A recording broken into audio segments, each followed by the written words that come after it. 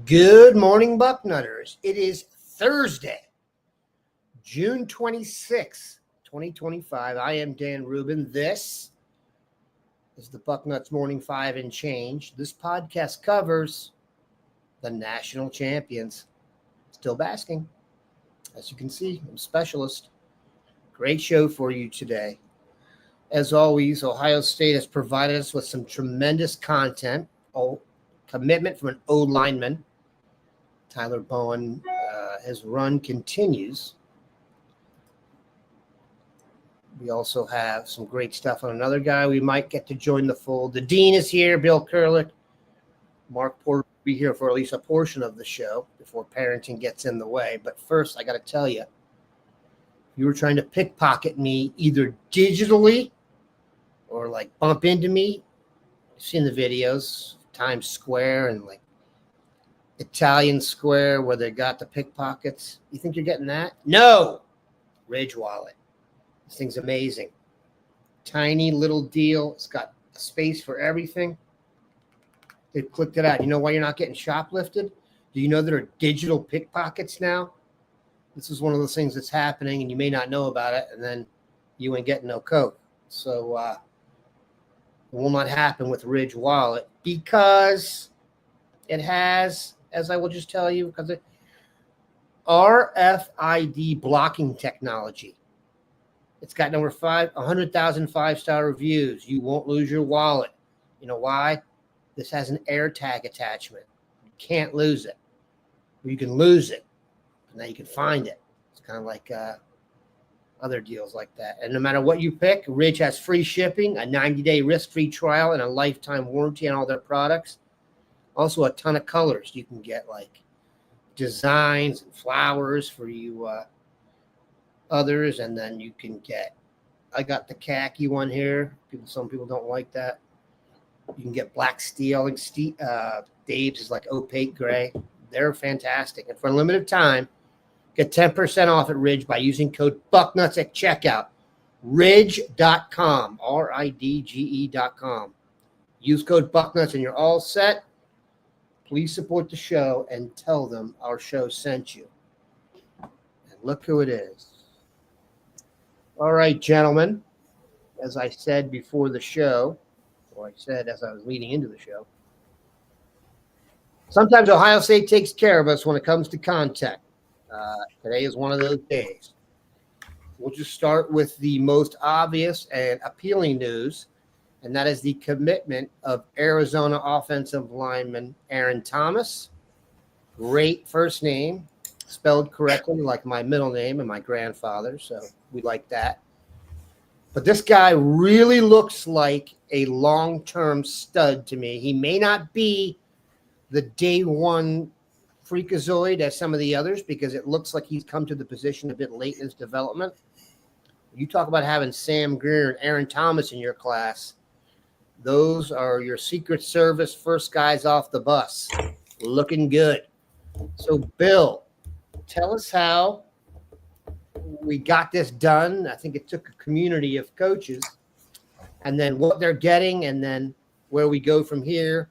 And we'll put in context what Tyler Bowen has done since arriving, which is impressive. Well, first and foremost, they have now 4 offensive line commitments for guys that they have had and continue to have very high on their board, really basically from when Tyler Bowen got to Ohio State.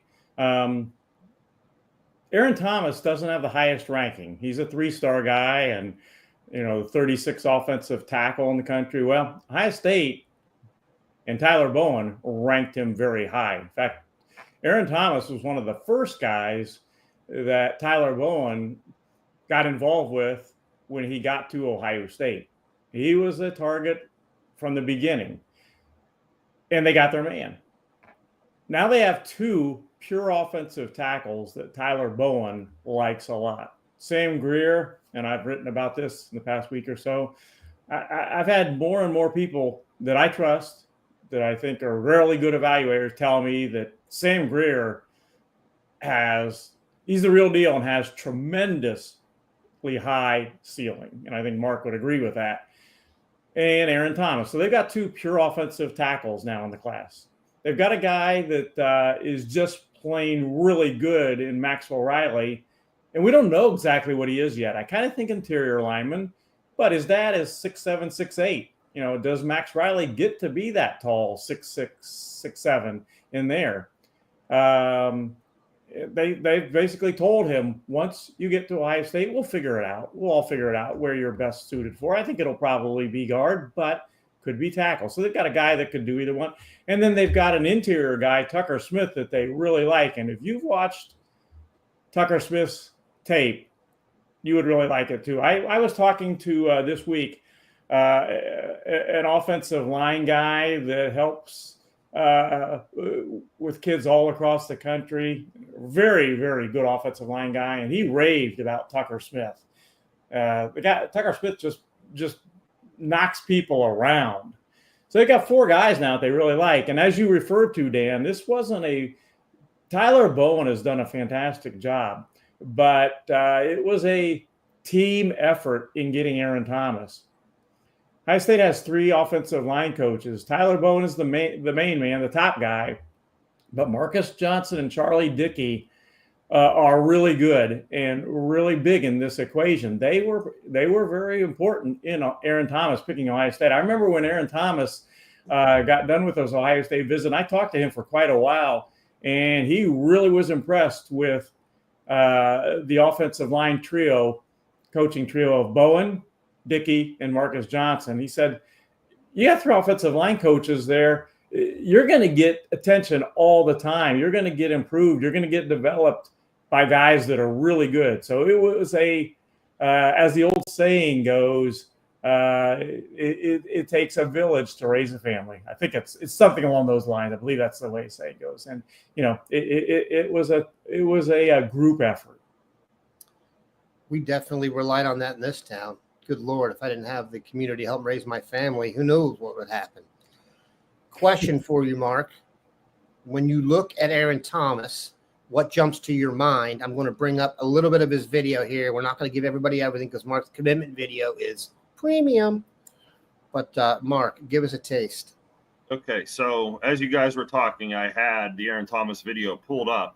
But when Bill said that Sam Greer, he's hearing from guys that he is the real deal, there is a rep of him at the last camp that's gone more than viral. I saw a comment about it already. So we have to watch this rep of Sam Greer. And I want to know what happens to this defender. Does he get paralyzed? Yeah, that's a pretty good rep. Yeah. We'll watch that one more time. What's the guy doing? Why does he stand up like that? Yeah, and he almost freezes. It's almost like a glitch in the Matrix where, okay, so that's the latest Sam Greer, and of course that's drawn a lot of hype or whatever. But we'll get rid of that video and we'll bring up the Aaron Thomas video. Dan, I feel like you read my evaluation already and you got the premium content because as you started to talk about him, you nailed some very important points. You can pull his video up now, Dan. We'll switch it out. There we go. Okay. I compared him to 3 players that previously played at Ohio State. He has the same body as Isaiah Prince, Michael Jordan, or Paris Johnson. Take your pick, okay? Now, from here, like you guys said, he's a 3-star. He hasn't been playing as much. He has development left ahead of him. I made a lot of comments about, pad level, leg drive, stuff like that will be coming. But the flashes are a big-time kid, big-time athletic ability. Put the ratings aside and see where this kid is in 2 years. He probably starts off with a red shirt. He probably does some rotational work to get himself on the field. But you're taking the same body style, and I compared him to like Adam Guthrie, the kid going to Clemson out of Miami Trace. Sam Greer is another great comparison. And then, of course, Maxwell Riley's the guard inside. But, yeah, he belongs in that ilk of player athletically, but I alluded to this in my article. I think the Ohio football is better than Arizona football. Mm-hmm. Not surprising. So I think our guys in Ohio are a little more developed and have a little more savvy, but I don't think they have more athletic ability or talent than Aaron Thomas, if that makes sense. Like I think if Aaron Thomas was an Akron-Hoban, the development, freshman year would have started and you'd see, like clip like we just saw of Sam Greer. And there's plenty of great clips on this film. There's great pass protection. I think he's a better pass protector right now than a run blocker. I think his kick step's really good, and the length and the way he makes guys to either try to run around him or wash him down. There's a lot of great stuff on film. It seems like a good story, Bill. They're the first guy they kind of looked at, and now they got their guy. You can see why that the future is bright for this kid, but I'm glad you guys alluded to it first. Yeah, don't let the 3-star fool you. Mark, I'm going to let you go, brother. Thank you very much. Yeah, as I get into my summer here, I'm not sure of the family schedule. I've been on the road so long, but I think everyone's like, now that you're home, here's your family schedule of errands. So, yeah, the big morning for the Porters running around right now. Here's the deal, Mark. If you rely on a teenage boy for your scheduling, you are going to be up the creek sans paddle. You can trust me on that. But we enjoy it, and it's your first one, so we'll give you a mulligan. Yeah, seen the text 8 minutes ago before this started. Dad, I need to get to practice at what? I'm like, really? Yeah, this didn't come up the night before. It's like the kid who has his project due the next morning is like, I need these craft supplies from Walgreens and 3 towns over that's open 24 hours. This is the beginning of the discussion between parents about getting your eldest his own car, because you realize while you may be subjecting him and the other drivers to some danger, you will be getting yourself about an hour extra sleep every morning. So, Mark, good luck. Thank you, guys. It, brother. Hey, all right, William. Dan, I have a digression there. Oh, no. No, I know how people love these. Go ahead, Bill. We move in life from parenting to grandparenting, and this is a big deal, at least in my house it is. I have my first grandson getting ready for fall t-ball. I was going to say baseball. Big deal. And the possibility of me perhaps coaching him has been brought up. We'll see. But Bill, do these it people could know be in the about offing. Sorry to interrupt you, but do these people know about your feelings on corporal punishment? Yes, they do. Okay, good. Bill has a paddle hung in the annals of the Kurelic Museum, attributing to his career coaching. We could digress forever here, but we're not going to. All right, Bill.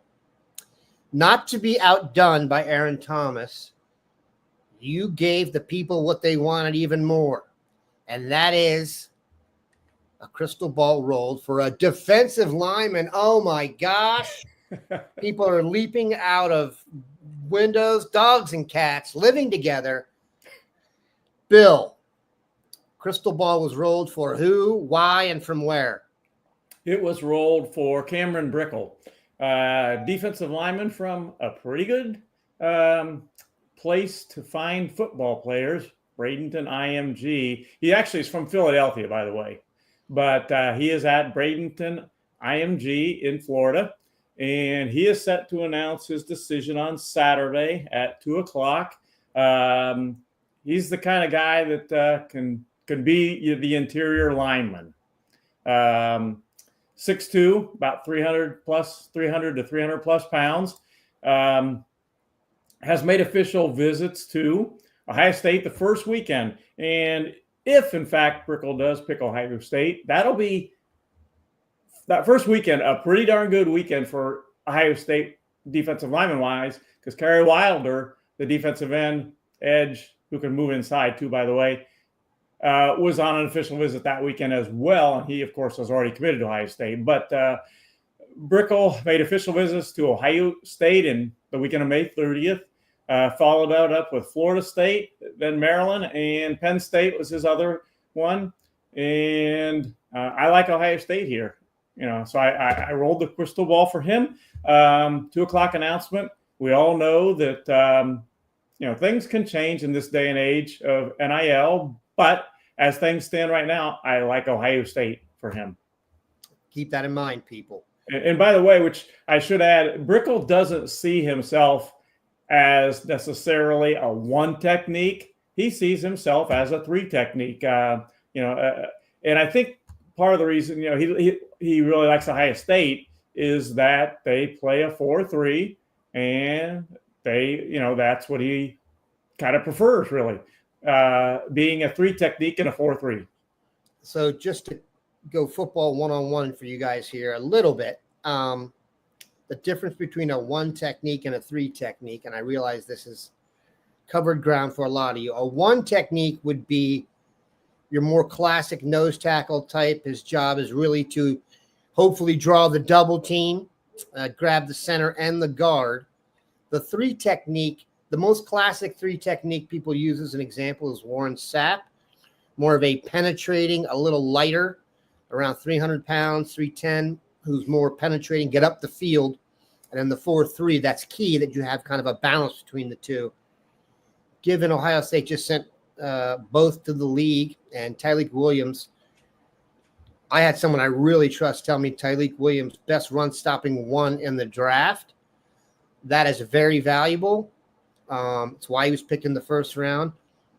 The biggest reason he was picked in the first round is the defensive tackles, the 1 techniques that can get a little bit of pressure on the quarterback. Those are the guys that get drafted super, super high and get into the first round. So every team needs a plugger at the 1 technique. And Ohio State, when we talk about these big SEC dudes we never get, we're not getting one here either. He's a Philly kid, but still. And speaking Aaron of Donald. Speaking of those bigger guys in the middle, I still like Ohio State to flip Jameer Perez, the 350, 360 pounder from Cleveland Glenville. I still like that. But as we talked about on the show Tuesday, that's not going to happen. He is announcing his final decision before his first game, August 22nd. So that wait is a while yet on that one. Bill, I had that on my list here, so let's just hit that now. If you want to talk about building out the recruiting class, if our guy Brickle is a 3 technique, you'd like to put him next to a 1 technique. Excuse me, there was a lot of chatter in the boarding house and a general vibe that J.J. Perez, though verbally committed to Florida, will ultimately land at Ohio State. I've had enough people tell me that I believe it. Do you believe it? I do. Again, I never like to say never in recruiting, especially in this day and age. But yeah, I like Ohio State's chances to get that done. But again, it's going to be a little wait yet. It's that's according to my calendar, it's a ways off. It's a pipeline. Yeah, right, from June 26th to August 22nd. That's a couple months, almost. I don't think that date is not necessarily etched in stone either. A lot of things can change in recruiting, including commitment dates. All right. Cam St. Pre sent a shockwave through the chat here because of a typo. Braylon Womack is leaving Ohio State. Oh, no. Next, leaning. Oh, thank you very little. Bill, your thoughts on Braylon Womack, who just came and went and had some very nice things to say about Ohio State. Yeah, I still like Ohio State there. I don't necessarily think that's well, it's hard to say any of the things are done deals, so to speak, in this day and age. But he made official visits to Ohio State, Auburn, Texas A&M, and Florida, and that's in reverse order. Ohio State came most recently, then Auburn was June 13th, Texas A&M was June 6th, and Florida was May 30th. So those are his finalists. He is announcing on August 22nd as well. Again, that's almost 2 months away. A lot of things can happen in that time period, but I still like Ohio State there. I almost need to create a loop of your voice saying anything can change in recruiting. And every time you finish off, I'll be like, button. Anything can change in recruiting, because that's how it is now. Don't think when money gets involved to this level, if someone can't come in at the last second and just knock your socks off, which has happened. All right, questions coming. Question about Felix Ojo, Bill, the offensive lineman who you have told us is down to Texas and most likely Ohio State. I wonder if Ohio State hurt its chances after Kerry Wilder, future Buckeye, went against Felix Ojo, and there was a viral video of that. It's fair to say Kerry won the rep. Your thoughts on Felix Ojo? Well, despite that rep, Felix Ojo is really good. I mean, he has been he's been a guy that Ohio State has targeted all along for left tackle. I still think Texas is the likely outcome there. But the good news is Ohio State has 2 pure offensive tackles now in the class that they really like. No question. All right. I had to get that out there. Blyberg asks, how did Ohio State miss out for Joey O'Brien? Well, I don't think they necessarily there was any big surprise there that I mean, he did not make an official visit to Ohio State.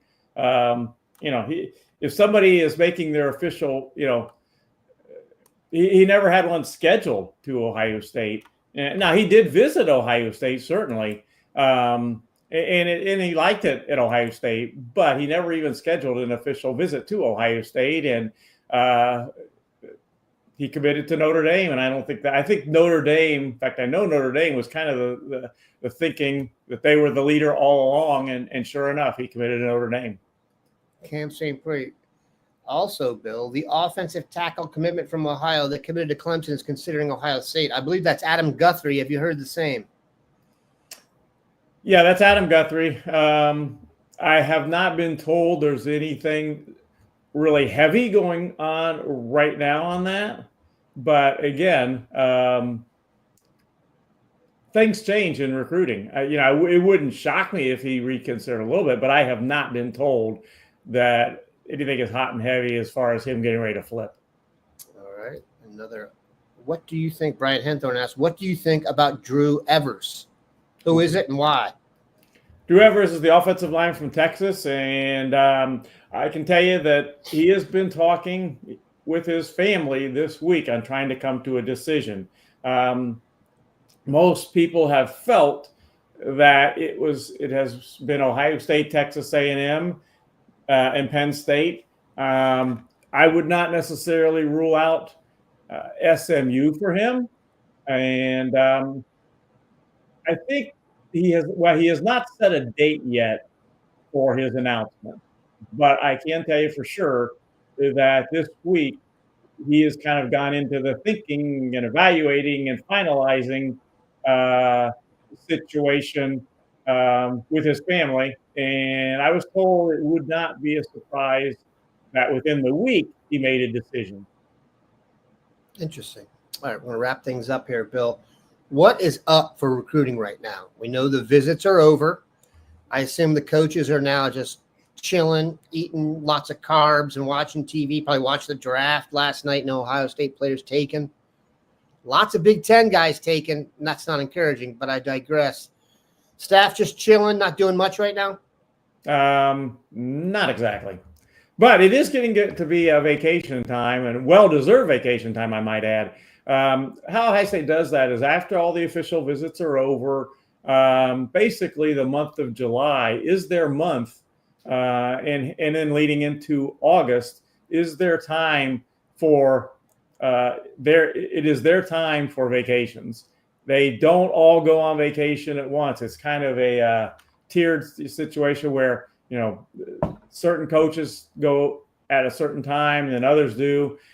The one constant is, Mark Pantoni stays in charge and stays on top of things. So, when I say vacation too, that doesn't mean they're completely devoid of recruiting. They still have their phones, and if they need to, they are still on the phones with recruits, making sure that recruit is still hopefully headed Ohio State's way. So, it is getting to be vacation time for the staff, and it's well-deserved because for the coaches, gosh, June with official visits and camps and all, that's a grueling, grinding time for them. And it is for me too, for that matter. But it is well-deserved vacation for them. And we haven't mentioned it yet. I should mention tomorrow, a really important day for Ohio State. 3 announcements, Ohio State related. You've got wide receiver Jaquan Guilford announcing. I tend to like Ohio State there. You've got, by the way, tight end Mark Suter is announcing tonight. I think that's going to be Alabama, but he announces tonight at 8:45 Eastern time, his decision. Then tomorrow you've got Guilford announcing. You've got Damari Simeon, a defensive tackle that Ohio State really likes. he is announcing tomorrow. And the defensive end edge, Jackson Ford, is also announcing tomorrow. So 3 announcements Ohio State related. I like Ohio State for Guilford. Right now, I think Penn State would be the choice if I had to make a pick right now on Ford. And Simeon, that one's kind of a wild card. I don't have yet a strong feeling of where Simeon is going to land yet. Who's in the mix? How important is it to the team, you think? Well, it is important, even though that they have Perez, who I think is going to eventually flip to Ohio State, and I like their chances with Brickle as well. Simeon is a guy that they really like a lot. He is definitely a target. And again, he's another one where don't worry about the rankings so much. He is a 3-star guy in our rankings, a high 3-star guy, a low 4-star guy in the composite rankings, but Ohio State likes him a lot. The contenders are Ohio State, Texas, Penn State, and Michigan. Those were his official visits. I feel like we're broken records here sometimes, Bill. We're just talking about the same 5 or 6 teams that seem to be pulling themselves away from the crowd. But thankfully, we're in front, still basking. Keep that in mind, people. When you're worried about recruiting and you're worried about, we won. So that's good. I'll tell you what else is good. The dean is on it. He will be on it with bells on, covering everything. He'll be at Little League fields coaching 6-year-olds, 5-year-olds. Who knows how young they get him into T-ball. 4-year-olds. This grandson is 4 years old, and it made me think back. He will be playing T-ball in Westerville. That's where my son played his T-ball, and my son started at 4 years old, and I can remember vividly me petitioning because I knew my son was ready at 3 to do that, but no, they wouldn't let him in at 3. And Westerville hasn't changed. It's 4 and 5-year-olds, so he will be playing at 4 years old. My college roommate is a Westerville native. Man, those cops are aggressive when you're a teenager. Anyone from Westerville will remember that. It's nuts. That was my introduction to Ohio, but we digress, and we appreciate everybody stopping by. Dave will be back today, Thursday. Good Lord, the week's almost over. I've done so many shows in the past. I realized yesterday I've done 7 straight shows, and people just have to be completely sick of me. Don't worry. No more me. You get Jay, Book, and Dave tomorrow. And if you are not following the dean, you are not doing it right. Once again, we'll have the commitment evaluation for our guy Thomas up here later today. And we hope everyone has a wonderful day. Have a good one. No.